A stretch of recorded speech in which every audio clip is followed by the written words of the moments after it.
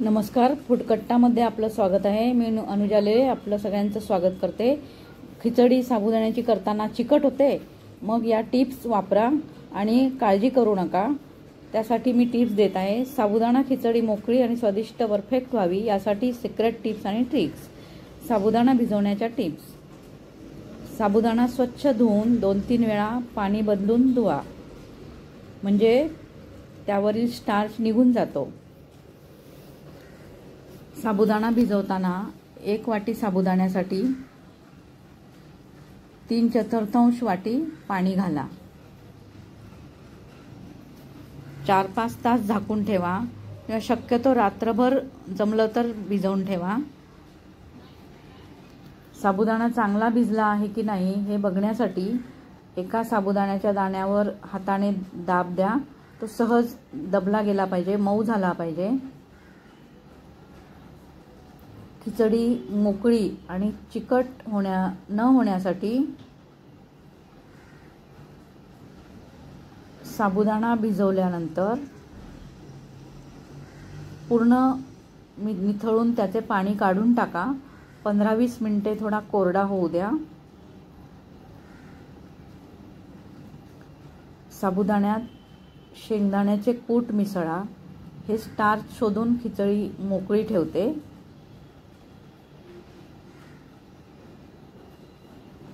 मंद आचेवरच शिजवा, जास्त परतल्यास चिकट होते।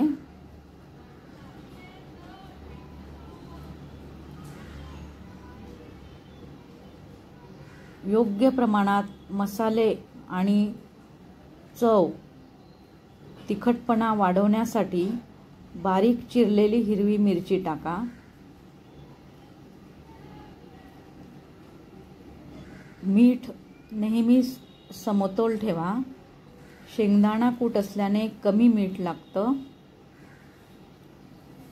थोडी साखर आणि लिंबाचा रस घातल्याने उत्तम चव येते।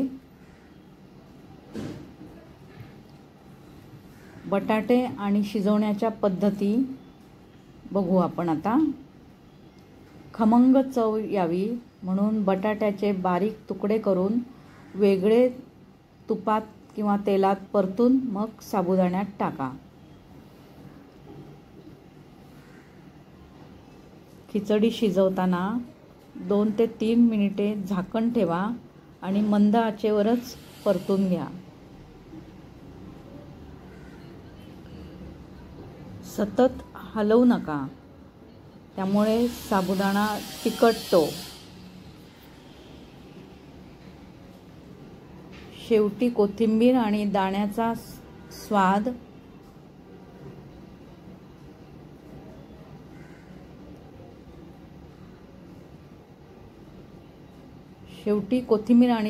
स्वाद येण्यासाठी शेवटी बारीक चिरलेली कोथिंबीर आणि लिंबाचा रस टाका। वरून थोडे तळलेले दाणे किंवा शेव टाकल्यास कुरकुरीतपणा येतो। इथे शेव असा उल्लेख केलाय, त्याऐवजी तुम्ही जो बाजारात उपासाचा बटाट्याचा चिवडा मिळतो तो घाला। खिचडी करताना कढई आणि गॅसची फ्लेम म्हणजे आच याकडे लक्ष द्या। लोखंडी किंवा जाड बुडाच्या कढईत खिचडी शिजवा, त्यामुळे तळाला चिकटत नाही खिचडी। खिचडी मंद आचेवर शिजवा आणि झाकण ठेवून 2-3 मिनिटे वाफ येऊ द्या। शिजताना साबुदाणा पारदर्शक झाला की गॅस बंद करा। जास्त शिजवल्यास साबुदाणा म्हणजे खिचडी चिकट होते। शेवटच्या टचसाठी खास गोष्टी,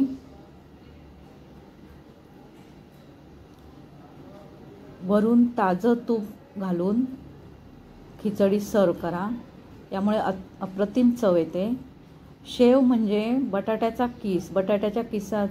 किस मिळतो बाजारात, तिखट तो घाला। कोथिंबीर आणि लिंबाचा रस वरून घाला, अजून स्वादिष्ट लागते। दाण्याच्या कुटाऐवजी हलके भाजलेले शेंगदाणे घालून कुरकुरीतपणा वाढवा। वैविध्य आणण्यासाठी काही बदल,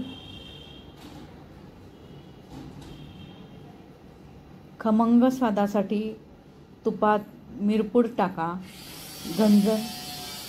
झणझणीत स्वाद हवा असेल तर थोडं लाल तिखट किंवा गरम मसाला टाका. गरम मसाला म्हणजे उपवासाचेच काही असतात मसाले, ते टाका. उपवासासाठी लिंबाच्या लोणच्याबरोबर किंवा गोड दह्यासोबत सर्व करा.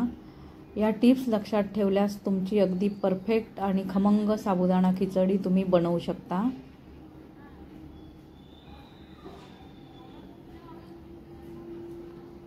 याशिवाय अजून काही टिप्स देत आहे. साबुदाणा शिजताना पारदर्शक दिसला की खिचडी शिजली, साबुदाणा शिजला असे समजावे आणि मग गॅस बंद करा. जास्त शिजवू नका, म्हणजे चिकट होणार नाही. या सर्व टिप्स लक्षात ठेवल्यावर तुमची साबुदाणा खिचडी खमंग आणि मोकळी होईल.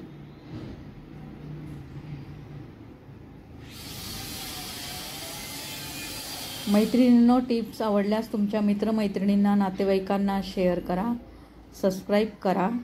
आणि माझे अजूनही उपासाच्या स्नॅक्सचे पण ते